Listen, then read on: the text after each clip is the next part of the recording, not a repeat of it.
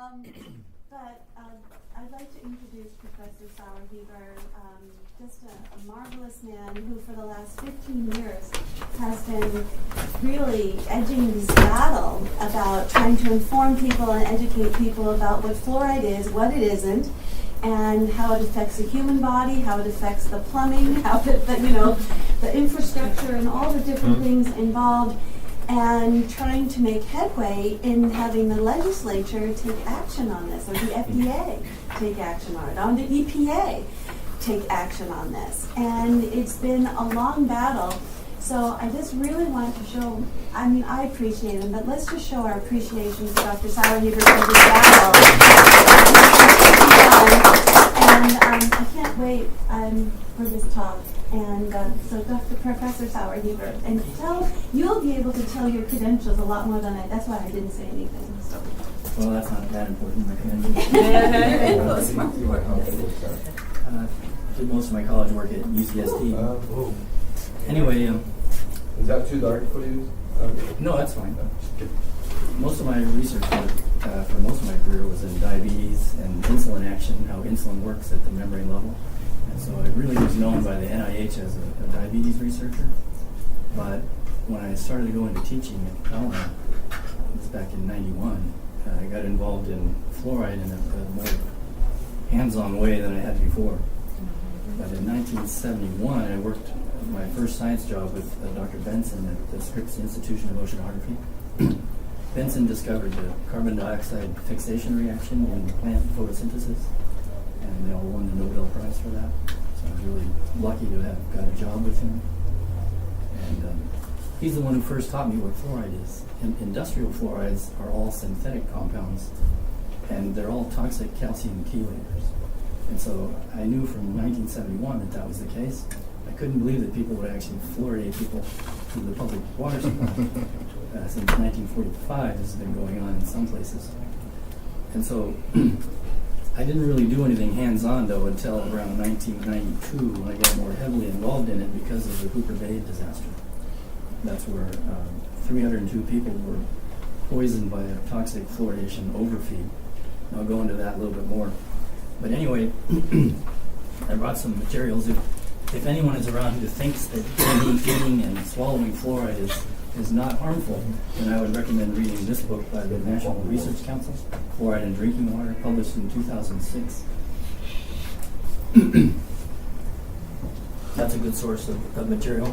Also, if you think that fluoride helps your teeth when it really doesn't, this is a very good book by Philip Sutton, who's a dentist statistician, and you'll walk away knowing way more than most anyone on why fluoride does not decrease dental decay if you read this book. And if you think putting fluoride in water is legal when it isn't, all you got to do is read Dr. Conant's book, The Case Against Fluoride. Covers all the legal problems and why it's really, you're not supposed to, it's illegal to take a tomato soup can and dump it into the San Vicente Reservoir. You'll get arrested for that. But yet, people are breaking the law by dumping fluoride, which is not to treat the water and sanitize it, it's to treat you. People are doing it illegally, and if you don't believe that, just read Dr. Conant's book. And if you think fluoride had a good beginning instead of an immoral, corrupt beginning, all you have to do is read the Fluoride Deception by Christopher Bryson. This tells you the whole history of how it all started. At the end of World War II, when the FDA didn't want it to happen, but they were so scared because the military was supporting it that they didn't show the person who was supposed to speak out against it when it was going to become a public health policy. He decided not to go because he was told he would hurt the war effort if he showed up and opposed it. But that's all detailed in here. It's a very sad book to read, really depressing. So you don't have to read it if you don't want to. And then what I would like you to read are the things that I've published. I published this article. This took about a 14-year period to finally get done. This is an article that shows what happened to the person who was killed by a fluoride overfeed in Hooper Bay, Alaska. Because after the data was published and they knew that fluoride killed him, they didn't really know how fluoride did it in his body, and I was able to figure out how it did it. And that's one of the things that's in this article. This is in the Journal of Environmental and Public Health. That was published in 2013. And you can get it online for free, or I made some copies if you'd rather have one in your hand. And if you all have, give me your emails, and I can make sure I can get that to you. I'll make sure I can get that on to you. And then this article I published because of the Pagosa Springs horse disaster. I don't know if you know anything about that, but racehorses that were shipped from Fallbrook out to Pagosa Springs, which has really soft water there. The lady I know, she lost her prize, very expensive horses over a 19-year period from fluoride poisoning, because she didn't know you weren't supposed to give horses the city water. And what I did to follow up on that is I analyzed. I thought, well, gee, what happens to all the racehorses in LA when they're going to start fluoridating water in LA in 2007? So I started doing studies. I looked at racehorse data for about the 7-year period, from before fluoridation started, after it started, and then after it was lowered from 1 down to 0.7. And you wouldn't believe it, but the racehorse deaths at Los Alamitos and Hollywood Park, they basically followed the fluoride level in the water. And I looked at 250,000 racing starts. So it's not a small study. It's very clear cut. And I think what's going on is that the racehorses are really nervous because their owners expect them to do well all the time, and they have this desire to win, and so they have stomach ulcers. But veterinarians allow them to race anyway, as long as it's not too severe of a one. But the problem, I think, what was going on is when they started fluoridating the water, which turns into hydrofluoric acid in your stomach, I think horses that had these ulcers, they would get pain and trip, and then they would bust a leg, and then they're euthanized. And that's really what closed Hollywood Park. If you ever know much about Hollywood Park, it was a famous racing venue for 50 years, and it's no longer there because people just refused to go anymore because of all the horse racing deaths. It was just too much. Wow. So it was torn down. We don't have Hollywood Park anymore. Los Alamitos, they figured it out because one of my chemistry students, happened to come in one day, and I explained it to him. Well, his dad happens to be the guy who breeds most of the thoroughbreds that are quarter horses, really, that go to Los Alamitos to race. And so we took the paper to his dad. His dad goes, "What the heck?" And you showed it to the racing industry. Los Alamitos switched and started using well water, and the problem subsided. And so sometimes you win. Not very often. Good for you. And then what else? I have handouts here for with my fluoride electrode. I measure all the fluoride levels in most of the retail bottled waters that you can buy if you're interested in one of these. Anyway, I like starting with this picture because it's one of my favorite hiking spots in Yosemite. This is Vernal Falls. I go there with my daughters a lot. There's people up there. But this is water that's obviously distilled from the ocean by the sun, evaporates back down into the snow melt, turns into nice fresh drinking water for the city of San Francisco. It's the Merced River. Has no fluoride in it. I measured it.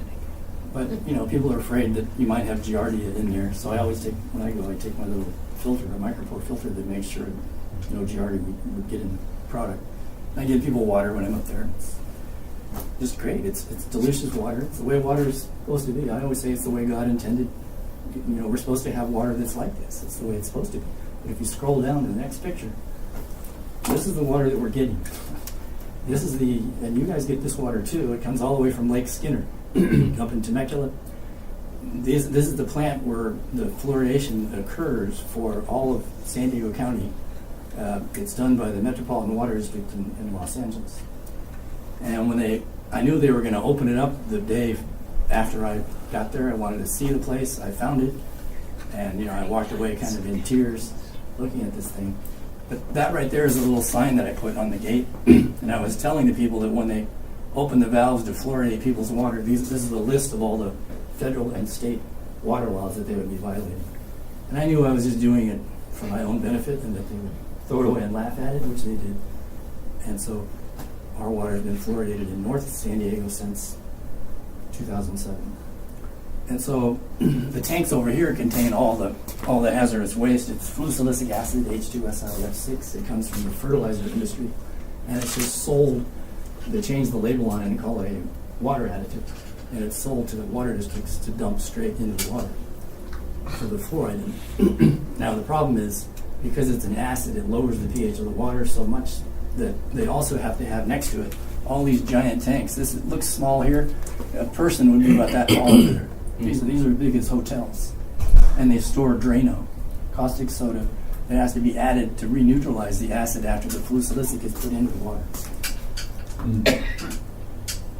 So every 30 tons of material that they dump into the water for fluoridation, you get 10 tons of sodium, 10 tons of silicic acid, and 10 tons of fluoride, because it's all ionized and separated into those components. And none of those belong in fresh drinking water. Neither of the three. Next page. So I put this in here because your Helix Levy water plant has statements that most water districts put on their water quality report, but it's incorrect. It's a minor point, but I just like correcting these people. When they say the furthest away that the water is that comes to here for you to drink is up at Lake Shasta, that's not the case. The furthest water comes from the headwaters of the Colorado River in west central Wyoming in the Wind River Range right here. That drains down through the Grand Canyon and down to us. So that's as far north as the city of Toronto, Canada. So you're drinking water from that far north, right here on this. Anyway, I also put it up here because every one of the state capitals across the whole country now fluoridates their own citizens except for one place. Which is that? That's Juneau, Alaska. And I was able to go there last year. If you scroll up a little bit, we'll find out where it is. Hooper Bay, Alaska is right over here. I was able to go to Skagway, and I just, because I had done the analysis on the people that were poisoned there, I thought it was silly that I hadn't actually been to the town or even seen the water. So I made a point to take a little train up out of Skagway, and I went to the headwaters of the Yukon River right there. It's just a gorgeous place with delicious water, no fluoride, of course. But it's the terrible irony that clean water drains all the way across the state of Alaska, and right at the end they dump the fluoride in. And these poor little Eskimos in their little village, they had lived there for 5,000 years. All of a sudden now they had a problem because the water is so soft. Something happened to the valve system, and the overfeed was such that the fluoride level got up to 100 parts per million, and you can't taste it. And there was a 41-year-old guy, Dominic Smith. He was a member of the U.S. Coast Guard, and he had been working all day. He was really thirsty, drank a bunch of water, and it killed him because his blood level went up to about 3 parts per million, and that was published in the New England Journal of Medicine. That was in 1992, and that's what spurred me to get more heavily involved in the problem. Does Juneau still have really good water then? Oh, yeah. Okay. Yeah, and on the cruise ship I was on, they were bragging about Ketchikan water, that they don't fluoridate it. They actually announced that on the river cruise. But most people don't want to talk about it, as you know. They don't fluoridate water in Hawaii except on the military bases. Yes, of course. Yes. Can I ask you a question? Is raw water, because you hear it now, there's raw water. Is that what you're talking about from that? Have you heard of raw water? Well, raw water that's is kind of being what the water popular. We'll say is raw. It's like the water that Poway gets. The city of Poway is not fluoridated because they have their own filtration plant. So from MWD in LA, they don't use the same pipe that we have. We get the treated fluoridated stuff. Poway doesn't. They get raw water, and they filter it themselves. Mm-hmm. So they don't fluoridate in Poway. Oh, so Poway water's good. Yeah. And that's raw water. The term. No, Poway treats it to make sure it's sterile and all that. And Right. They add aluminum like most places do to get the organic matter out. And they add chlorine to clean it, but they won't put the fluoride in. The city council in Poway, for some reason, just knows what's going on. Okay. The other people that know what's going on are, if you go to, say Rancho Santa Fe, they have such a huge horse population, and they know it's bad for horses because they knew about the Pagosa Springs stuff. I talked to all the administrators in there, and they said they're never going to fluoridate. So I left them a copy of my racehorse paper with them to make sure they have it on file in case the fluoridating government people, whoever they are, come around to try to make them fluoridate. They have more defense there. So because they regulate that whole system there, Rancho Santa Fe is not fluoridated. Neither is Fairbanks Ranch. Neither is Solana Beach, Cardiff, or Leucadia. So that whole swath there is regular water. Very I like to nice. point out that, Shaun White, who wins all the Olympic gold medals in the half pipe, he was born and raised in Encinitas without fluoride. So living without fluoride is just fine. What about other states like Montana, Idaho? Do you know anything about Well, that? most of the big cities are now fluoridated. The CDC, because it's under the control basically of the military, the U.S. Surgeon General. It's been a military operation since 1945, and it became a public health policy in 1950, and they just tend to tell state departments of public health, you got to fluoridate. Now, it's illegal for them to require it, but they request it. And when you get a request from somebody like a CDC official, that's the same thing as a requirement. Nobody's Sure. going to fight with that when you're empowered to regulate the water. But it's spread across the country, mostly in the 1960s. San Francisco, like I said, got a beautiful water from Yosemite is all fluoridated since the 60s. And Sacramento started around 2009. They're down here. And as soon as they started, sure enough, the next year the salmon fishing industry completely collapsed. It's all gone. Because another thing I got to point out is that the Pacific Ocean has fluoride in it at 1 part per million, but it has 410 parts per million calcium. And fluoride is the calcium chelator. It loves to hang out where calcium is. So the salmon living in the ocean are not bothered at all with the fluoride. But as soon as you go up into a freshwater river and they're trying to navigate upstream, if that water has any fluoride in it, even 0.3, their brain is all narcotized. They don't know where they're going. So that was discovered by the University of Oregon on the Columbia River until they shut down this industry that was emitting fluoride in the river. Then the salmon came back. But the salmon are gone from Sacramento. In Sacramento, the officials there, I think it's a state mandate. You have to fluoridate. You have to fluoridate. I keep telling them, no, you do not. Look at this federal law. They go, well, states, well, Trump's it. No, there's not. Back and forth. So the salmon are gone. All those people have had to find other jobs. There are no salmon in Sacramento River anymore since 2008. And you're sure it's because of fluoride? Well, I can't prove it, but I'm just telling you that the salmon collapsed a year after they started. That They would had be- been there for all the time. Yes. This salmon industry that's been in, and I know what happened in the Columbia River because salmon are super sensitive to fluoride. The brain, they can't find their way back to where they spawn. So why would you expect it to be okay when Sacramento starts dumping its fluoride? Most of the fluoride that's put in the water is not eaten. Most of it goes into landscapes, out to sewers, back out into the Sacramento River. Just like here, we dump most of it goes back out in the ocean. It's not actually good. It's just a complete waste of money. It's just a scam. What is the rationale for the military to be involved with that concept? Well, that's because at the end of the war, when the nuclear bomb was built to win World War II, they had so much sodium fluoride in piles because you need fluorine to make uranium hexafluoride to enrich the uranium to make a bomb. And there were peach orchards that were being destroyed, cattle that were getting sick. They didn't want to be sued. So when they heard this story, this myth from Colorado, some dentists in there that said, gee, we think this fluoride in the water is making their teeth white and it helps improve their teeth. They put the two together and they started fluoridating in Grand Rapids because the military wanted to get rid of this stuff and have an excuse to say, well, gee, it's good for you. And so the problem is people actually believe it. I mean, I've talked to the... I used to give my kids flow rate drops. Yeah, don't do that anymore. I know, when That they were explains little. a lot. And they have those white spots, I think. Is that from that? Oh, yeah, that's the only way you can get flows is from... It does make your teeth white, but only in little tiny pieces.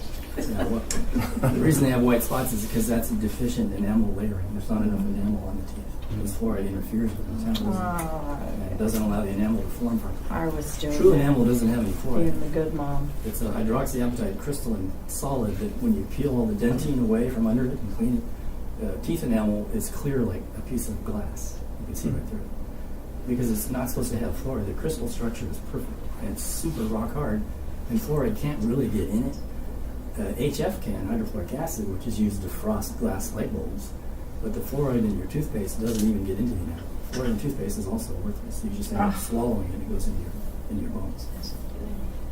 So, forgot what else I was going to say about this slide. So that's Sorry. good. Oh yeah, there's out of 195 countries in the whole world, there's only 5 that fluoridate their citizens in this way. And the main one that started it was the United States. And people only started doing it because they trusted us and listened to some of our dental officials. So Ireland, Australia, New Zealand, parts of Canada fluoridated but most of Canada now is getting clean. They figured it out. All of eastern Canada, the whole Niagara water section, eastern part of Canada, when Peter Quavart figured out what was really going on, what fluoride really was doing, he wrote a little magazine article in there, Waterworks Professional. Fluoridation stopped. The whole eastern section of Canada is all clean. British Columbia is now all clean. Prince George was the last city up there that would fluoridate since the 60s. But there was a huge debate. I got involved in it. It was pretty funny because there's a society up there that was trying to get the city to stop fluoridating, and they asked me to help. And there was these fluoridation people that love fluoride, and they write to the newspaper up there and say, you got to fluoridate, or your teeth are going to fall out, or whatever they say if you don't fluoridate. And so I would respond to all their stuff, and I put in my own stuff. There's a big battle, and there was a vote coming up, and we were just tweeting it out online. And I was told later that every time I would hit enter with some comment, the group would all cheer, yay! Found out later, it's pretty fun. But Prince George voted it out, so all of British Columbia is free of fluoride now as well, and the Yukon Territory. So this is, of course, is the periodic table of all the known elements in the universe. And fluoride, like in column 7, is a halide. When it's a negative charge, fluoride is a halide ion. So is chloride, bromide, and iodide. So we can imagine that because it's on the periodic table, it should be on our menu. You know, people actually think and I'm serious, they do. But iodide is a mineral nutrient. You have to have it to have normal thyroid function. It's on your T3 and T4 hormones. You have to have that. Chloride is a mineral nutrient. You have to have that to maintain electrolyte balance in all of your tissue fluids. But bromide and fluoride are both poisons. So just because it's a halide doesn't cover over for what it really is. It is a toxic calcium chelator. And it seeks out calcium in your body, and there's nothing that's going to stop it. The reason it's not a normal component, the reason we know it's not just because the FDA ruled that it's not a mineral nutrient. It's because it really isn't. The FDA ruled that based on detailed experiments that were done with research animals, very carefully controlled, 2 labs in the United States and 1 lab in England. They grew mammals for 2 generations on 0 fluoride. 0 fluoride in the water, 0 fluoride in the food. Animals were totally healthy, totally normal lifespan. These animals would have, spontaneous dental caries just by accident. Those were not increased in the absence of fluoride for 2 generations. So the FDA said that's enough. Fluoride is not a mineral nutrient. In 1966, FDA is helping us. The FDA ruled that they banned the sale of all fluoride compounds intended to be swallowed by pregnant women in the United States. But look at all the pregnant people that are drinking fluoridated water now. Nobody cares about these regulations, it seems. But they're still on the books, never have been revoked. That's what the FDA says about fluoride. In 1975, FDA ruled that fluoride is unsafe to add to foods. But the EPA, all these fluoridation people, they completely ignore the FDA. They just don't care. They think they're deceived somehow.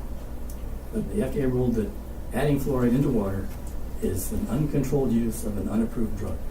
Those are the official rulings in the Food, Drug, and Cosmetic Act, and they've never been changed. So I'm just telling you what the FDA says. You don't even have to believe me. So in other words, the FDA doesn't act on what it has proven. Well, yes and no. That what they did do is, for example, we'll go into it later, but I mean the FDA has helped, but they're just not confident enough to just ban it forever. They don't care if you use it, but they're advising. The rulings are what I said. It's not a mineral nutrient. You don't need it, and they rule even that fluoride in bone does not strengthen bone. If it studies commissioned by the FDA at the NIH, it doesn't strengthen your bone. It actually hurts the bone. The FDA has all kinds of rulings like that, but they're too afraid to ban it because they know that some people just have to have fluoride. In their mind, they think it's, and it's a strange situation. They don't ban it. You can do it if you want, but it's not approved. The FDA has never approved any fluoride for swallowing. So all these sodium fluoride tablets that doctors still prescribe out here and across the country, well, those are not FDA approved drugs. Never have been. If you talk to a pharmacist in a drugstore, he'll go, "You're crazy," but because they don't read. I don't know what they do. Okay. So this is the chemical that they get from the fertilizer industry because it's too toxic to leave in the fertilizer. It's collected from pollution stacks. They drain it out with water, it dissolves in the water. It's hydrofluoric acid. Fluosilicic acid, H2SiF6. They neutralize it with sodium hydroxide Drano. By the time it comes out of the water, you get the silicic acid, fluoride, and the sodium in the water, plus some heat. Anyway, the fluoride ion itself is really tiny, so you just can't filter it out of water easily. It's just so small. It's about the size of a water molecule itself. Water is HOH that I drew theoretically behind a fluoride sphere. That's about the relative sizes. But, these negatively charged balls, 3,000 trillion of them floating around in your body when you drink fluoridated water. And they say, well, that's a low level, it's only 0.1. Well, low level to who? Anyway, you can't get it out except by reverse osmosis. The modern reverse osmosis units do work, because I've checked them, like these glacier water machines in front of grocery stores. I've checked it with my electrodes. 1 part per million going in, 0 coming out. I couldn't believe it, because RO up until then, before San Diego was fluoridated, would never take out the fluoride. They just can't do it. We don't have But that. they figured it out at a place in Vista. And the glacier water machines are really sophisticated, expensive units inside. And it removes the fluoride out of the water because the pore size is so small the fluoride can't fit through. But under pressure, the water is shaped kind of like a hot dog. It squeezes through sideways, and they achieved separation. So people have asked me, how do I get defluoridated water in my kitchen sink? Well, I usually recommend the General Electric Profile. It's affordable, and it's an RO unit that works. We've tested it. The one that Costco works also. Good. The water unit they have. Like I say, the old ones didn't work. Yes. You can use bone char, but I don't recommend it anymore, simply because some people get that kind of a taste out of it. And I knew a guy who had terrible kidneys. He lived with poor kidneys. He was only in his 30s, but he just had this condition. He couldn't take any fluoride, anything unusual. And he had been using an RO instrument, and he was basically hanging in there. And as soon as he switched to a bone char that was recommended to him, not by me, I'm glad I didn't, but the bone char took out all the fluoride, but he detected a taste that nobody else can tell. I couldn't taste it, but he didn't feel as good, so he went back to RO. So I usually recommend the General Profile if you have no access to non-fluoridated water any other way. You can get bottled water. You can buy distilled water from the store. I have a $90 water distiller. I used to do experiments with distilled water. They have really good ones now. But all I do myself, I just haul spring water from either Palomar Mountain spring water or from the Carlsbad Spa up in Carlsbad. Both those waters are really clean. No fluoride. Carlsbad Spa. No radiation material, no uranium, nothing. Carlsbad Spa, yeah, it's water that drains from the Cleveland National Forest all the way under a rock table, all the way across the county over to Carlsbad. And the guy who discovered the well, he founded Carlsbad. And he would give water to the people on the trains when they would come through. That well is still there, and it was ranked by the state as the best, by the state of California. It was awarded as being the healthiest water in the state. Well, it's not the healthiest, but it's really good. The Palomar Mountain water? No, the It's Carlsbad. not the same, but it's Carlsbad, the alkaline spa water. I just go there with camping jugs, 6-gallon camping jugs, and I fill those up, bring them home. You're good to go for a month for your drinking and cooking and all that. Don't they deliver though?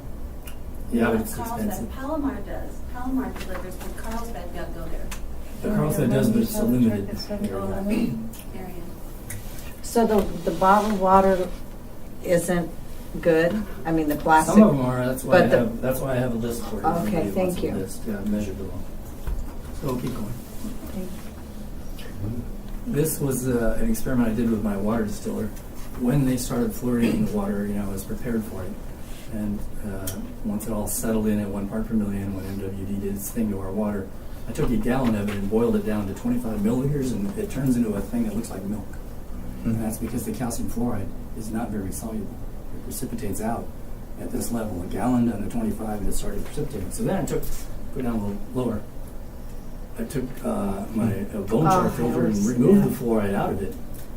and then boiled a gallon of that down, and of course, all the way down to 25 milliliters, it's clear, because there was no fluoride in it to precipitate the calcium. These are the precipitates later, they just fall out of the jar. That was from 1 gallon of water. All this junk, your kidneys have to get rid of all this, of course, if you have healthy kidneys. And then the water from Encinitas that's not fluoridated, that boils down and stays clean as well. You'll see residue when it's all gone because there's good calcium and magnesium salts in there. But calcium fluoride is way less soluble than the other ones. It turns into milk. I didn't catch, what are those 3 waters from? The one on the left with the... This is the same water that was up here that was like milk, and you wait 10 or 15 minutes and all the particles sink to the bottom. This water was, after I took this water and removed the fluoride out of it with a bone char filter, then boiled it again, it didn't do that. And then Encinitas water, of course, is clean. It's not fluoridated. Now, when you say Encinitas water, they have a lot of water districts. They have San Diego water, they have Carlsbad water, and they also have Olivenheim water. Yeah, Carlsbad water is not Encinitas. That's fluoridated just like Simliks Okay. and Vista. So Encinitas, when you say Encinitas, Well, I mean old Encinitas, west of the freeway. Like in Okay. Olivenheim, they started fluoridating there about 2014. We all went over in a big group, tried to explain. This is even after my paperwork, so they just all ignored it. It's fluoridated. So Olivenheim is fluoridated. But the old Encinitas, it comes from the water is treated at the Rancho Santa Fe filtration plant. Mhm. So that covers all the water all the way around Solana Beach up to that corner up to Acadia. okay. But East Encinitas, east of the freeway, it's a mess. The pipes are all over the place. Yeah. Well, same is true all over the county. I mean, a lot of places I just can't even tell you if you live in a fluoride house or not. One example is at the Del Mar racetrack. Mhm. You know, when I was studying all the horses, Del Mar isn't hit with death as badly as Los Alamitos and Hollywood Park were because the horses don't live there. They're only there for racing starts Racing, and then they're gone. But the Del Mar is fluoridated at the track, and they haven't stopped it because the city of San Diego told them, well, you can have no water at all, or you can have our fluoridated water. That's the only option. Even though Del Mar City Water District doesn't want it, they have no choice. And so the funny thing is, I was telling you about the pipe Denny's. If you're at the Denny's right by the racetrack, that water is fluoridated. If you walk to the other side of the racetrack at the Brigantine restaurant, that water is clean. Oh, good. We love the bread. Because I've talked to the owners, and they said, oh yeah, when they built the Brigantine, the Solana Beach pipe was so close, we just tapped the water off there. So that explains, even though they're in Del Mar, they're not fluoridated. That's funny. But it's a maze like that in Encinitas. You walk the Home Depot, you have to check every different place because there's so many water pipes from different places. It's a mess. Because one day I thought I would just do some more work and put a big sign out there saying this restaurant is not fluoridated, this one is, this grocery store is not. But it's too much work. Yeah, You know, definitely. I don't get paid for this. I got my own work to do. Is there a affordable fluoride detector meter? Well, they cost about $350. Okay. The one I had. And obviously not one you could put in your pocket. Yeah, you can put them in your pocket. You can't. Does the Yeah, nice lemon and take out fluoride? Pardon me? Does the lemon take out the fluoride no. Oh, good try. This is the train trip I was telling you about. This is the headwaters of both the Yukon River that goes to Alaska that way through Canada, and that drains this way to Skagway River into Skagway, Alaska. It's just beautiful, delicious water. You mentioned alkaline water before, and I came from Nebraska, and a new doctor who specifically dealt with diabetes and such. She was really into alkaline water and had a lot of her patients, and I drank it for a while. And I think if you have digestive issues or low acid, stomach acid, that would not be a good thing, would it? Yeah, I mean, it depends on how much you drink and everything, what you eat with it, stuff like that. You know, you can always squeeze a lemon into it.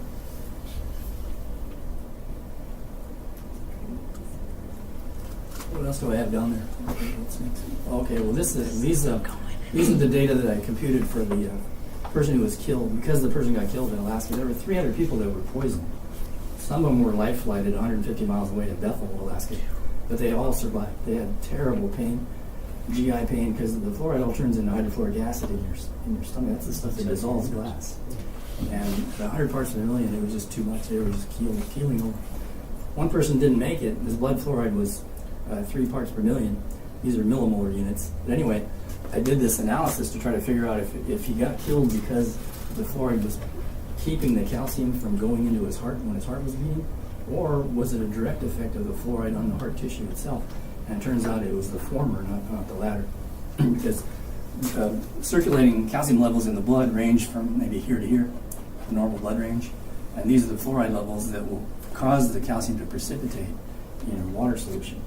So his levels are about here, and it was enough to make it so it would be like the milky fluid I showed you. It's that kind of concentration between the calcium in the blood and the fluoride that he had was enough to cause these precipitates. You don't see them in a person that's killed with fluoride poisoning. People who ingest a lot of rat poison or ingest too many fluoride tablets, you don't see these precipitates, but it doesn't really have to precipitate. It's just that the higher the fluoride, the less mobility the calcium ion has because they like associating with each other. So, every time the heart beats, it's only because calcium rushes in from outside the cell into the heart cells to bind to the filaments inside. So every time your heart goes lub-dub, it's because the calcium goes in, pump back out, back in, back out, over and over. It depends on extracellular calcium the heart does. It's not like skeletal muscle that has its own SR, that has its own calcium. Heart doesn't have that. So that's important because when we go talk about bones, the function of the bone is not just to hold you up when you walk down the road. It's a repository for blood calcium to make sure your heart is stable all the time. If you're not eating any calcium at all, you're out starving yourself somewhere, well, the bone is dissolved to make sure your heart is going to be okay. That's the function of your bone, to keep your heart. And so, keep going, I guess. This is an example of what I meant. These are membrane potential changes in a heart cell or heart tissue, where the first thing that happens is when the cell is electrically depolarized, the sodium rushes into the cell and depolarizes it. And then the second phase in heart cell, but not in muscle, is that the calcium all this time is rushing inside the cell from outside to activate the filaments to contract the muscle. And then potassium rushes back out and repolarizes it later. So that happens every time you have a heartbeat. Calcium in, calcium out. And also, I want to note that nobody ever talks about vitamin K except that when you're on Coumadin or warfarin, you can't eat too many green vegetables because then you will stop the clotting action, you'll inhibit the action of your warfarin. But if you notice the calcium, the K up there, vitamin K, is a traffic cop for calcium. And it's really important. Another element that's very important to us. And they told us to take all this wonderful calcium, but if you don't have the vitamin K there, it's not going to go where it needs to go. So that's another myth we're going to debunk again. Anyway, that's a different phenomenon, but it's important. But this is K+. That plus should be up higher. Yeah. Isn't it potassium ion? potassium? Yeah, it's potassium ion. Oh, that's potassium. That's not vitamin K. Excuse me. No. Never Anyway, mind. these are all electrical ions that have to move in and out, when the heart beats. So it's depolarized. Calcium rushes in because of that, because it opens a little pore to let it go in. That activates the contractile filaments to contract. And then the channels close shut again, and then the pumps pump the calcium back out. It's a pretty miraculous system. Every time your heart beats, this happens. Let's keep going. This is my work here also. This is what happens when you take a fluoride sample where 100% of it is fluoride as the ion, and you start adding a weak acid into it to lower the pH. So at pH 7 in regular water, it's all fluoride. But when you add enough acid to lower the pH down to where the pH of the stomach is, around 2, there is no fluoride anymore. It's all hydrofluoric acid. It's protonated by the HCl in our stomach. So this is the hydrofluoric acid measurement that goes up. Because the fluoride is going down, the fluoride is turning into hydrofluoric acid in the stomach. And that's not only what hurt the horses, I think, but it also hurts 7% of people when they drink fluoridated water, their stomach hurts. And it's not a really painful thing, but it's annoying. That was done in Europe by Petroborg. 7% of people, just particularly old people where their stomach lining is not turning over well, they drink fluoridated water, does not agree with them. And that's why. It's all hydrofluoric acid in the stomach. Now, because hydrofluoric acid has no negative charge, it's not like the little negative charge balls anymore. It's a neutral molecule that's so tiny and no charge, it just scoots right through any lipid bilayer. It just goes right through. So most of the fluoride gets into the blood, gets there from the stomach because it was first converted to hydrofluoric acid, which leaks into the blood. And then in the blood, which is pH 7.4, it's reionized back to fluoride. So we'll keep going. So when you swallow fluoride, what happens is it goes through the GI tract, of course, but in the stomach, probably half of what you eat is assimilated into the blood. The other half is neutralized, and you poop it out. But the problem is, once it gets into the blood, it's water soluble and just distributes everywhere. Nothing stops it from going absolutely everywhere. Dr. John Yalamanis in the 60s, he published Fluoride, the Aging Factor. And he measured the tissue levels of fluoride all throughout the different organ systems, and they're all contaminated with the fluoride. It goes inside the brain cells, red cells, inside the red blood cells at 0.1 parts per million. It starts inhibiting the sodium-potassium ATPase in there. And Dr. Shushila in India proved that when you drink fluoridated water, 1 ppm, you have a slight anemia. And why would you expect you wouldn't? It's kind of like smoking a cigarette. You might live a normal life, but it's not really as good as it could be because you've got some anemia when you're on fluoridated water. Is there any thing that neutralizes it so that After it's in here? Yeah, like right no, now except if just we could stopping the take intake. something. Just stop the intake, and it'll all urinate away and go to the bones. And How long get would your that blood take? level. Well, not too long because people drink water every single day to maintain that level, and your urine collects the volume of water that goes in, comes out as urine. Okay, so and the it concentration can be of urine flushed. for fluoride is about the same as what's in the water. If you drink 1 ppm fluoride water, the urine is usually about 1 ppm. The blood is about 0.1. So the urine is trying to get rid of it, but the bone is sucking it up too. The fluoride just attacks the bone, loads calcium, and once it's in the bone, you can't get it out. There's no way to get it back out. Well, what does fluoride do when it gets into your bone? Well, we'll get to that next. But anyway, what else was I going to say? The other thing I don't like about the Levy treatment plant that you have here, the Helix Levy plant, is I noticed that you have kind of a highish aluminum level. When they add aluminum into water to suck out all the leaves and the organic matter and all that, there's always some aluminum left in the water. But yours here is about 5 times higher than the aluminum in Lake Skinner. So when you couple that with fluoride together with the aluminum, you have aluminum fluoride complexes that form in the stomach, and the aluminum can be taken up. And that lodges in the brain. Over a lifetime, you get a lot of aluminum in the brain. That's found in a lot of Alzheimer's disease victims that have a lot of aluminum in their brain. Not all cases, but I think aluminum is just one way to get a form of dementia. It's not the only way, but it's one way. Mm-hmm. And the aluminum level is allowed. Your water district is right. The EPA allows the level of aluminum that you do have, but it bothers me that it's 5 times higher than everybody else around here. But why is that? They should tone that down. Sure. But they're not going to listen to people. They tend not to do that. The one thing you told us, me and because I bought a Berkey filter, Yeah. and you were saying that because our water here in Southern California, explain that to me again because I didn't understand. Well, we have alkaline water here, about pH 8.2, so the hydroxide level is concentrated enough. It binds to aluminum better than fluoride does. So those filters don't work because they're degraded by the hydroxide element of water. They might take out fluoride for maybe a few weeks, but then they stop it. I tested Oh, it. shit. And besides, aluminum hydroxide and aluminum fluoride can leak out of the fluoride. Into the water. Yeah, they're illegal in City County. What's illegal? Berkey aluminum adapters to put on a Berkey filter to filter out the fluoride. You can do it in Michigan, places like that that don't have such alkaline water, but you can't do it here. So you said something that's stuck in my mind. You said once it gets into the bone, it stays there. Yeah. What are the physiological consequences of it being in the bone? Well, we'll get to that. It's coming up. So, there's one thing I forgot to say. When the Hoover Bay disaster happened, remember, he was killed from a heart block because the blood fluoride was about 3 parts per million. So, another thing that FDA has helped us with is that for quite a while, people that didn't have kidneys and they were in kidney dialysis units and they had to have their blood dialyzed, they were using fluoridated water to do that. Mm-hmm. Well, what happens then, the blood level matches what was in the water. So these poor kidney victims in the hospital getting dialyzed, they had 1 ppm fluoride in their blood. That's a third of what causes heart block. Well, what happens at 1 ppm? In animal studies, the fluoride at that level starts degenerating your heart cells. They start getting swollen, starts degrading the myofibrils inside. And so the FDA noticed, and so did the doctors treating the patients, that they had a really high morbidity after months of time when people were on this stuff.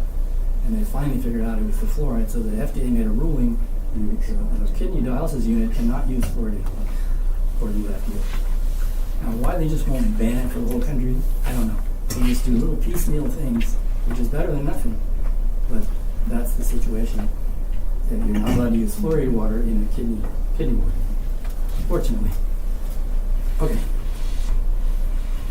This is a poor volunteer in a hospital who volunteered to do a PET scan of a radioactive isotope of fluoride to see where it went when it was injected. Oh my goodness. And I'm totally against all these kind of unethical studies. It was a volunteer, but now that it's been done, we have the data. And everywhere where it's dark black like that's where fluoride accumulates. It's really quick. Fluoride's injected. Notice how it goes into his hip bones, his spine, goes into his urine, of course, in the bladder. But that's what happens. Fluoride just has a tendency to just glob onto bone before the kidneys can get rid of it. Now, the good thing is when fluoride is trapped by the bone, it's not there to harm your heart and other organs. But the bad thing is your bone is getting affected. It's getting fluoridated. From every sip that you take, you're adding more fluoride into your bone, and you cannot get it back out because hydroxyfluoroapatite is not soluble at blood pH, in extracellular fluid pH. You can only dissolve it in acid. Well, if you dissolve it in acid, you've killed the person. So you can't get rid of it. What level of fluoride was he given, and how long did it take for that? This was done at the VA Medical Center research group. It was just injected, and maybe 10 minutes later, 15 minutes later, they took the PET scan. You mean one injection? Mm-hmm. Wow. They just want to know where fluoride went. Why? I don't know, but there's people who think that fluoride is good for you, and the whole country is fluoridated, so why not study it? I'm against all of it. Yeah. And it'd be interesting what his urine output. I had fluoride poisoning over, I would say, from 2005 or maybe even earlier.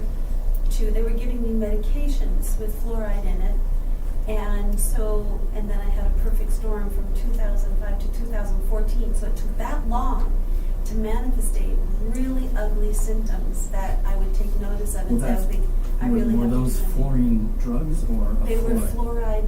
fluoride-containing drugs.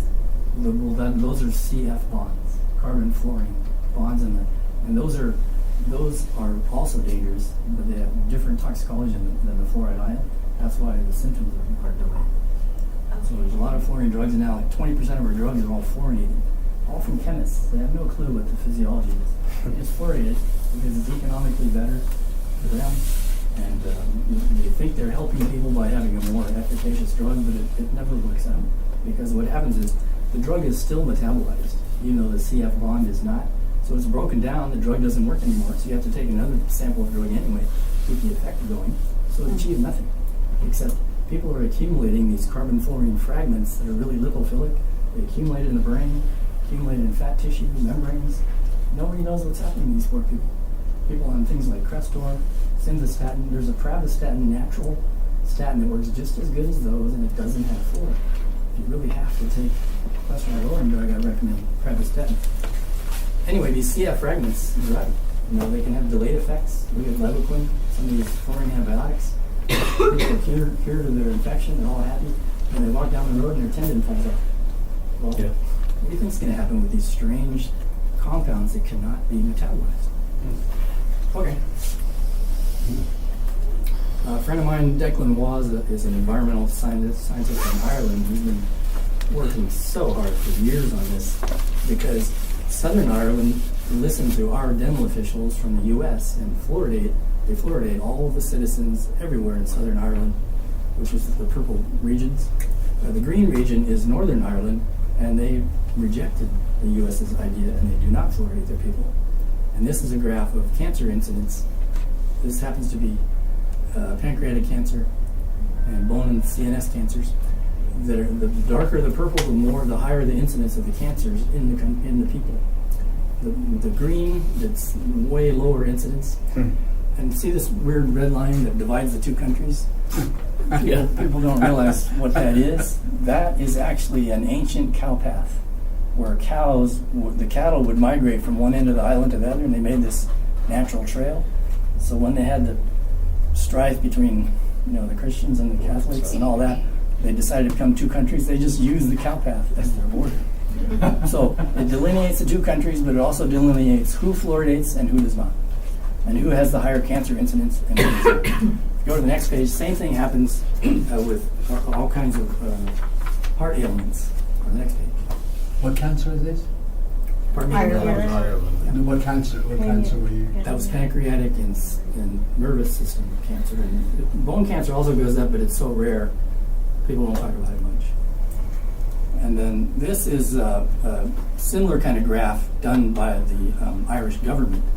And Declan gave me this stuff because, again, that cow path trail that demarcates fluoridated versus unfluoridated, the dark red stuff, these are a high incidence of cardiovascular mortality for all causes other than an infarction, other than a clot blocking an artery. Things like cardiomyopathy, congestive heart failure. So I think what's going on is the people they drink tea as well. Bois thinks it's part of that, but I don't think so because Northern Ireland, I'm sure, also drinks tea. It's that they're fluoridated, and for some reason it's probably softish water. It's just the same thing that's happening to research animals in a cage. When you put them on 1 ppm in the blood, their heart muscle degenerates. Something's going on where these people are having a high incidence of all these cardiovascular deaths. This is like a 9-year period that they looked at. So Declan's been fighting government over there just like people here fight our government, trying to get it stopped. What's the resistance? There are people who are dead set on believing that fluoride is good. There's the California State Chief Fluoridation Officer up in San Francisco. I've talked to him for months, and that was after I wrote the article about the Hooper Bay disaster. He said, well, Richard, it wasn't water fluoridation's fault for why the guy had the heart blockage. I go, it wasn't. Well, what was it then? He goes, well, it was his wife's fault. I said, when he was his wife's fault? He goes, well, the wife was a nurse, and she should have known that when he threw up the first glass of water, that it must have had too high a fluoride content. Because when it's high fluoride, it throws up. And so she's the nurse, should have known, and gave him more water because he was so thirsty that day. And so the wife killed him. I said, okay, so you're trying to tell me that this lady went all around the whole town of Hooper Bay, Alaska, and poisoned 302 people? And then he caught himself about how stupid he was being. And then he knew he was in a corner then, and he goes, well, I just do what the CDC tells me, Richard. He believes that fluoridation needs to be done. He thinks you're deficient. There's people in New York who've been parents who gave their kids bottled water instead of fluoridated water, and city officials yelled at them saying that you're depriving your kids of good teeth. That's right. So some people just believe this. It's complete nonsense. And the fluoride level that's in the blood, You never told me. they'll say is 0.1 parts per million. That's the goal to get it there.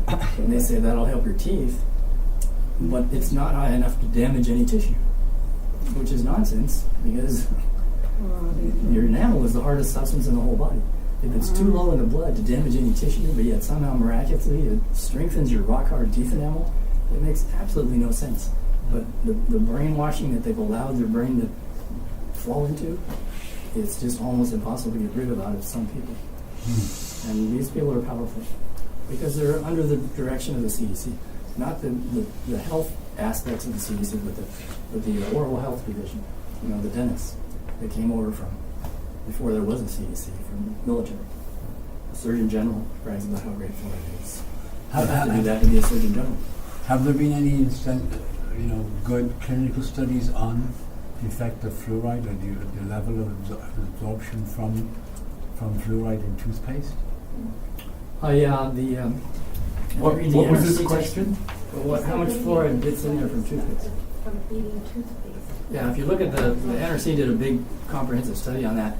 Out of all the fluoride that's in your blood in a fluoridated sea in America, where you also use fluoride toothpaste, about 65% of all the fluoride is from the drinking water. About 15%, maybe 10% from toothpaste use.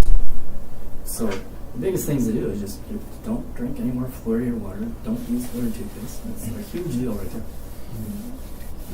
The rest of it comes from foods. Grocery stores have their veggies out there. They just wash them in city water. If you buy those, rinse them off with good water first, at least.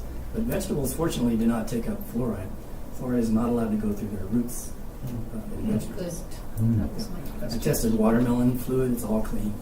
So if you don't have any other water, just buy a watermelon. Get some water that way. I learned that that's how lemurs live in Madagascar. They don't ever drink water. The lemur little monkeys, they eat watery fruits. Whole source of water. Speaking of, if you need any fluoride-free toothpaste, our dental practice is a fluoride-free practice, and we have fluoride-free toothpaste. I like this place. I use baking soda, but it's nicer than a toothpaste. My uncle used baking soda his whole life. He lived to be 85, never had one cavity. Wow. Just never had one. Lived on a farm in India. No floor. Okay, well, this is what happens to the bone from the beginning of your first sip. The fluoride just starts accumulating. And this was done in England, where it was natural fluoride, and it was before there was ever fluoridated toothpaste. So, you can estimate how bad we are off now because we are using industrial fluoride that's assimilated better than natural fluoride. And we have fluoridated toothpaste in this country too, but these people, I think this is 0.9 ppm, that was 8.8 ppm in the water. Well, after 40 years, you're getting up into the thousands of milligrams per kilogram of fluoride in the bone. And notice, it never saturates. It's not a mineral nutrient. A real nutrient like vitamin C or something, it does a physiologic effect that is saturable, and when you wash it away, it comes back down. This never washes away. It just keeps growing in the bone. Now, when your bones, because you use your bone to give calcium out, your body interchanges calcium ions and everything. Does it Right. drag any fluoride out with it? No, or that's the problem. The fluoride stays in there, and what it does is it alters the crystal structure of the bone. So, fluoroapatite has a different shape to it and size to it than normal hydroxyapatite, and it weakens bone. As soon as you start eating it, you're generating bone of poor quality when the fluoride goes in there, because the bone is responding to the poisoning. It's a poisonous insult. So it's the only toxic chemical I know of that elevates both parathyroid hormone and calcitonin at the same time, because those are opposite effects, like you said, on the bone at the same time. That's not supposed to be ever happen. Does it cause or make osteoporosis worse? It makes it worse. But what happens is that it stimulates parathyroid hormone because the bone knows the bone is responsible for maintaining blood calcium. So you start assimilating fluoride, calcium levels start dropping for any reason. Parathyroid hormone is stimulated to resorb the bone and make sure your blood and your heart are okay. But the reason calcitonin goes up, which forms the bone, it's trying to build more bone, is because the fluoroapatite that you're creating doesn't respond to parathyroid hormone, and the bone knows it. The body's so smart, it starts to build extra bone because you're taking away the functional bone when you have fluoride in it. So calcitonin also goes up. So you're building bone and tearing it apart at the same time when you're drinking fluoridated water. You can walk around all day and never know this stuff, but it's ongoing in you. Now, fluoride poisoning around here may not be as bad as in Seattle and places that have no calcium in the water, because we at least have 60 parts per million calcium in the water, about the same as the calcium level in our blood. That helps. But still, why mess with it? What do I have next? This, believe it or not, is a person who died of bone fluorosis. This was his leg bone. Now, this is a stage 3 skeletal fluorosis. It's so much fluoride accumulated that notice how thick it is compared to a normal leg bone, and all these spicules sticking out. I don't know if it's calcium fluoride deposits or if it's fluoroapatite, but the bone is trying to struggle to stay alive, and it just can't do it. He was overloaded. This is probably maybe 12,000 parts per million fluoride in the bone, and your life ends then because you can't walk anymore. Those spicules hurt; they tear your tissue when you try to walk. Can't imagine. This was presented at the Museum of Man when they had a exhibit on bone diseases of man down at Balboa Park. And so I wrote to them after I took this information and the picture. I'm glad I took it when I did, because when I wrote to them, they freaked out. They just freaked out because San Diego had just started fluoridating water. And the zoo totally keeps its mouth shut because it's learned that if they complain about fluoridated water, all their donations from their expensive donors just dry up. And so they're so deceived, they think they're helping kids by fluoridating water. So the zoo doesn't object, and they just deal with it. But what about their animals and Well, water? the monkeys pay a price. They won't have as long a lifespan.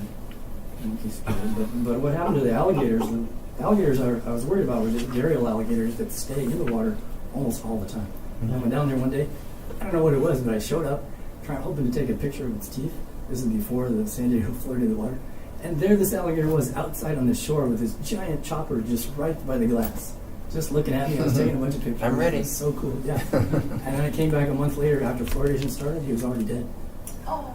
And so the zoo, of course, denies that it was fluoride. And it may not have been fluoride. I can't prove it.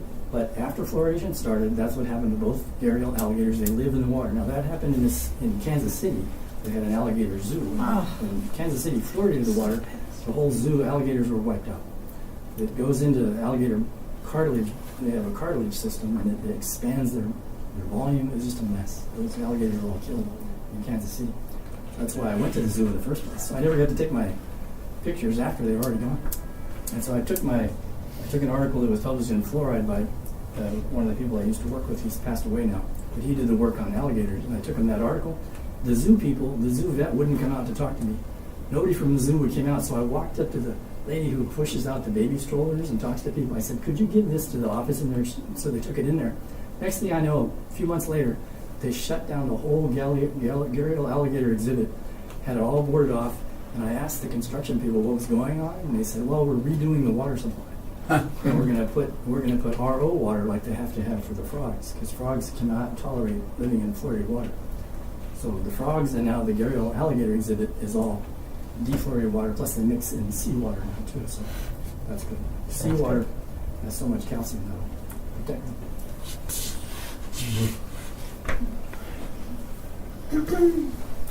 This is My a wife's dental process spots. that now it's been estimated now by the CDC that 56% of all American teenagers have fluorosis in their dental Yeah. enamel. 56%.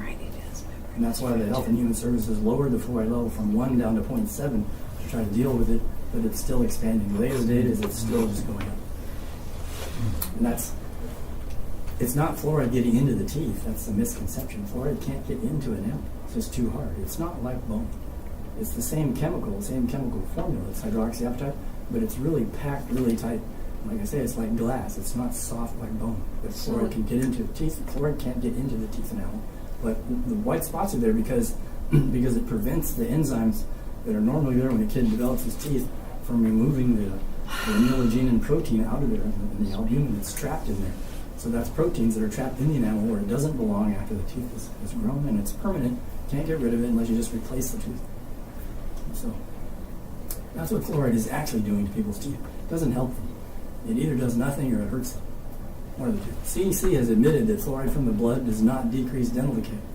So then I wrote to them and I said, well, that's great. Now, why do you still want to fluoridate? And they go, well, it must work topically when you drink it.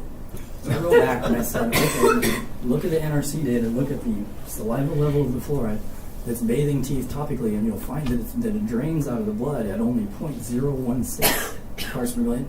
That's 95,000 times less concentrated than fluoride in toothpaste. It doesn't have a rat's chance of topically affecting dental decay. So eating and drinking fluoride is absolutely worthless for helping teeth.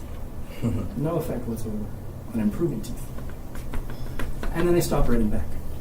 I was just going to ask you when you said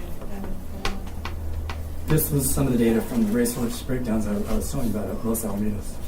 Fluoridation was not carried out until 2007. As soon as they started fluoridating, the racehorse death just skyrocketed. Right here, it dropped down a bit. The data in Hollywood Park is even cleaner. This is Los Alamitos. Hollywood Park went up like this. As soon as they lowered it from 1 to 0.7, the death rate went down here. Perfect. You could tell what the fluoride level was in the water based on the death rate at the racetrack. Okay. And the racehorses also died of heart attacks? No, it was a mixed bag, but I think the most common one was that what was happening is, like I said, they race with ulcers. 90% of horses have ulcers when they're in the racing industry. They're out in the pasture and doing other stuff. They never have ulcers, but in the racing world, they have ulcers. Usually you can live with it, but you can't with fluoridated water. And the hydrofluoric acid is just too much. I mean, even in normal people, 7% of normal people, you get bad heartburn. The racehorses with an ulcer, you spray HF on it, and he's trying to turn a corner when he's racing full speed. What do you think is going to happen? going to be happy about it? No. So trips, falls over, breaks a bone, and then that's it. Most of them were bone breaks. But some were heart complications as well, but I lumped them all together. I couldn't get into all that. I'm not even paid for this. Okay, this is just a theoretic thing that I put in because, if you don't see the bottom. This is 3 parts per million in the blood, and it kills you in 1 day. In this range here, if that level's in your blood, then you have instant heart block. 1 part per million, like the kidney dialysis people, you're dead in maybe a few months. If you have no fluoride in your blood, or at least undetectable amounts, or at least low enough, you can live a normal life. And when you are fluoridated, this is the question. I don't know where to put it, and so I would never publish anything like this. This is just for discussion purpose. But your life is going to be compromised when you're living on even 1 ppm fluoridated water where the level in the blood is 0.1. Now, the level can vary because if you have a really good diet with a lot of calcium, you can help yourself. Again, if you have a good amount of iodine to prevent any thyroid issues, that's fine. But most people, they're going to be walking around having an elevated TSH that stimulates your thyroid to make sure your thyroxine levels are normal. So you think you're normal, but you're not. And they're going to have elevated parathyroid hormone and calcitonin to keep your heart normal with the calcium levels, and you're going to think you're normal, but you're not. And so the extent of it, you can never tell unless you actually measure the clinical measurements on people. Everybody's going to be different. That age kind of matches up with where Social Security, so they're kind of like, There you go. I'm sorry, but I think the government, it's like, keep this fluoridation because then, Yeah, get rid of these people. They're in keep the them way. down, kill them off at 70, and then you only have to pay for 5 years and we're done, Honestly, it's thinking something. Nothing's a matter of. Okay, a lot of people ask me, well, I didn't what think about so. fluoride toothpaste? Can I still use that? Well, don't use that either. Because all it does is, even when you take fluoride gels, that are 12,000 parts per million fluoride, and you drop them on the teeth, the fluoride does not get into the enamel.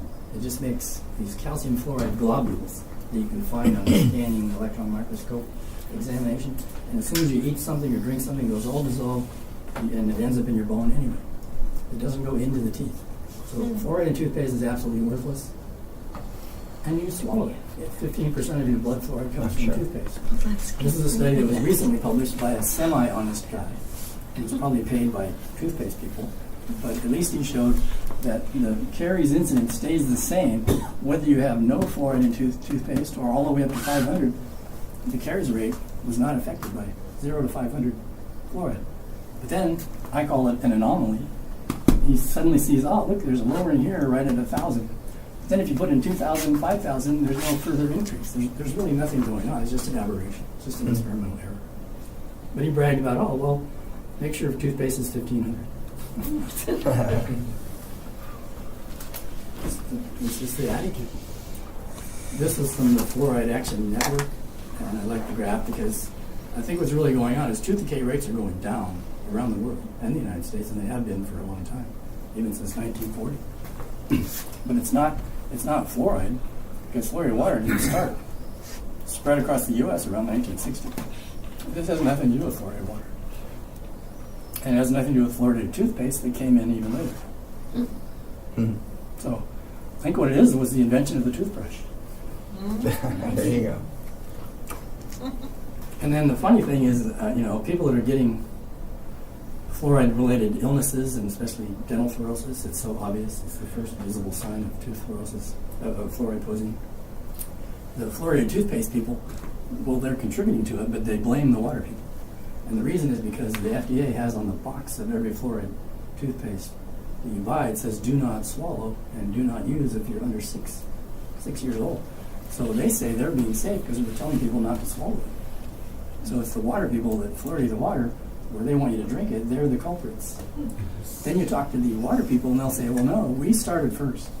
And the toothpaste people came in after us, so it's the toothpaste people that kicked it over the edge, and that's what's causing the fluorosis problem in the kids. They all point fingers at everybody else and nothing gets done with either of them. Now, that's true. Like, if a woman is drinking fluoridated water, or she's got some, in her lifetime or whatever, during her pregnancy, she's taking some kind of medication that has fluoride in it, she is really fluoridating those Oh, cells yeah. in that Fluoride baby. not only crosses the blood-brain barrier, it crosses from the placenta into the fetus. It doesn't do anything for the kid's teeth health later on. No. The FDA has proven that. That's why they banned the sale of any fluoride compound that is intended to be swallowed by a pregnant female in the United States. The sale of those drugs are banned. Did you guys know that? No. See what I mean? Nobody really knows it except the FDA. Even people at the FDA don't know it. You have to show them in their own regulations that came out in 1966, and then they go, "Oh yeah, you're right." Well, okay, why don't we do something? Why don't we enforce it? Mm. They just make the rules, they're not the enforcers. There you I've go. heard that That's what's before. going on. So, based on what you just said, the more fluoride a pregnant woman takes in, the more likely her baby will be to have autism? What happens is you have neurologic issues in kids that are exposed to fluoride in utero. Yeah. Oh, my. Yeah, Eklund was done a lot of stuff on that. Shows the same kind of map, following the cow path. I mean, I couldn't even possibly begin to cover all the effects that fluoride can have in different subgroups of people, because everybody is different than someone else. They have different individual variabilities, different things that they're most sensitive about. But you can spend months on this. You just can't do that now. But another common one is just pretty much everybody's going to have a slight anemia when you live on fluoridated water. And so it was found out by Dr. Albert Schatz. He's passed away now, but he won the Nobel Prize for discovering streptomycin. Really good scientist. He knew about this stuff. He knew that infant mortality being so high in the U.S., we're only 34th in the world as far as infant mortality. We have a dismal record here. Mm-hmm. He knew that fluoridated water was contributing to this, and he found out that in Chile, these undernourished kids were having a really high infant mortality. And he went down there because it was a fluoridated country, and he told them to stop fluoridating. So President Allende at the time, in the 70s, he stopped it. And the infant mortality plummeted. And so I was all happy about that until I took a trip to Victoria, Canada, and I was having this tea. This lady came out, and I was telling her all, and she goes, "Oh yeah, my mother has, kidney disease. We're so glad that she lives in Chile, and we're so glad." But they restarted fluoridating in Chile again. This was done by Ziegelbecker. This is the most definitive data, I think, that proves that drinking water fluoride does not change the cavity decay rate. This is natural levels of fluoride that's in drinking water from 0.2 all the way up to 6. Nothing really happens to the decay rate, but he found out that the same cities that were studied in 1939 are in there. And the guy picked one of these, and one of these, and he goes, "Oh, look what fluoride does. It decreases dental decay." And when you look at all the cities, all the available data from here and the UK, that's a lot of stuff in there. There is no trend, but fluoride doesn't do anything to decrease cavities, but what it does do is it increases dental fluorosis progressively. Every city that fluoridates has an increased incidence of dental fluorosis, and there's no exceptions. Here's a bunch of references that support all the stuff I've been telling you.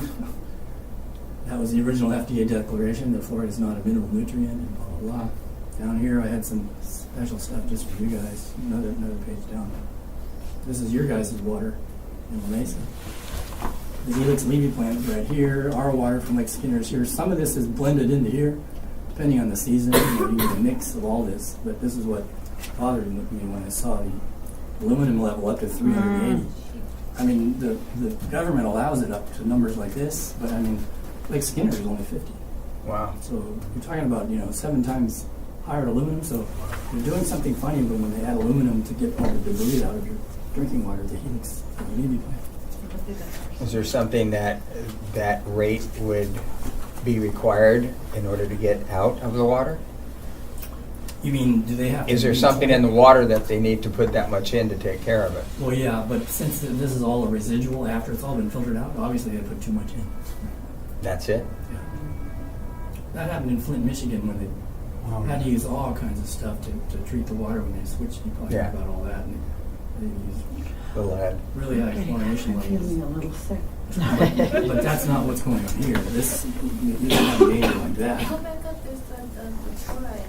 The fluoride is 0.6, Mhm. Yeah, all of them are pretty consistent that way. Because HHS told them to lower it from 1 down to 0.7. Like I said, that was a big deal. We're all happy about that. And when did that take place? That was right when San Diego started fluoridate, so that was 2011. 2011? Yeah. Sounds like we need a Clean Water Act. No, it's clean aluminum now. Aluminum. Have I talked enough? Well, you know, it's You were interesting, great. though. So now, Thank we you. love